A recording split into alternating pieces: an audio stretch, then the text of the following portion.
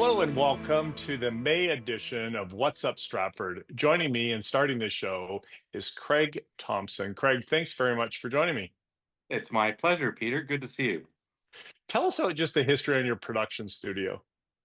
Well, our production company, we're celebrating our 30th anniversary this year in July. So it's hard to believe that we've been making films for 30 years.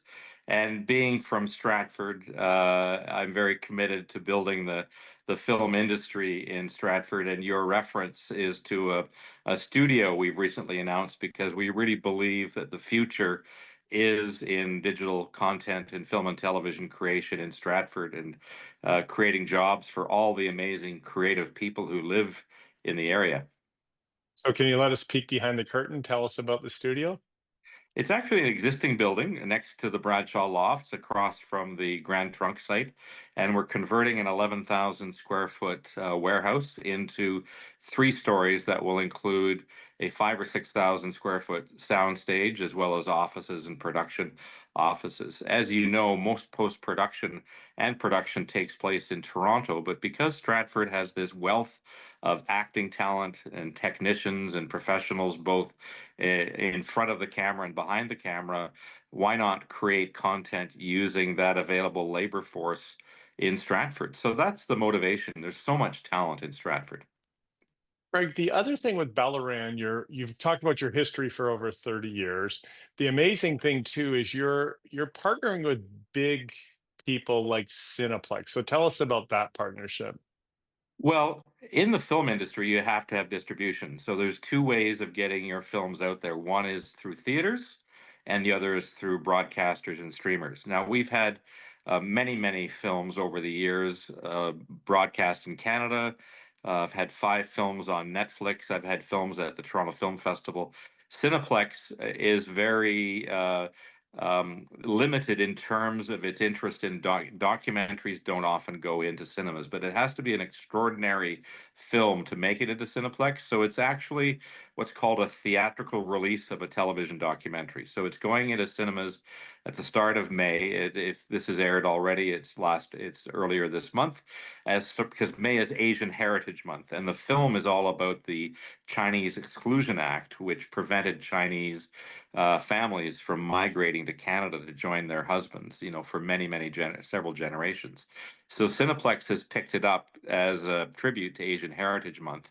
Once it's finished in the cinema, then it's going to go on television across Canada and internationally. So Cineplex is always a partner in many films. It's one of the sort of the cogs in the wheel of distribution.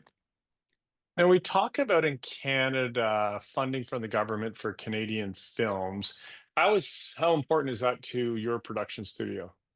Well, production companies rely on government or government related funds for over half of our budgets. So Canada provides film and television tax credits at the federal level and at the provincial level. There are also regional incentives if you're outside of the greater Toronto area. So I would say that over 60% of most film and television financing comes from directly either the government or government mandated funds.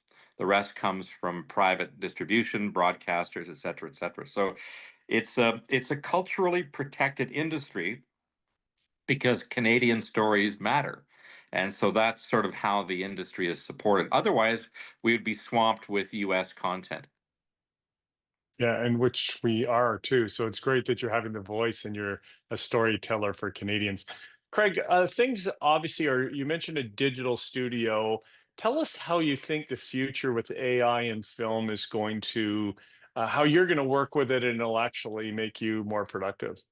Well, I've been around long enough to know what editing on film is, and I've seen the introduction of computers and things like that. I don't believe that AI is going to replace the creative process, but we are already using AI to help us with, for example, fixing sound issues, helping organize files and things like that. So I don't think that we're going to. And one of the strikes that happened a few years ago, the actors went on strike because they were worried about them being digitally replaced by AI.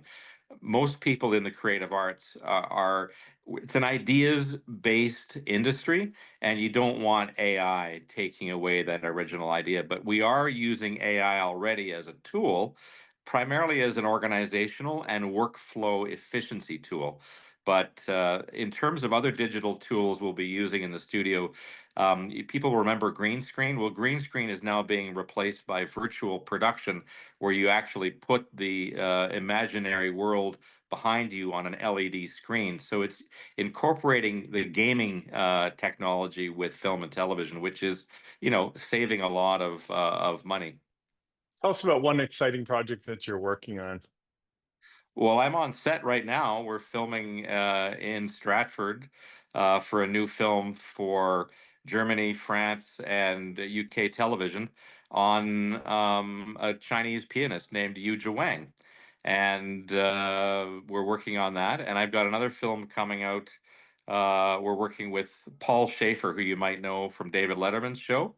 And we're doing he's Canadian, of course, and we're doing a documentary on his life and career in music. So it's been a kind of a dry spell, and everything has been on hold because of the political situation between Canada and the United States and the election. So we're hoping that once things have settled down a bit, our industry will regroup and be strong again.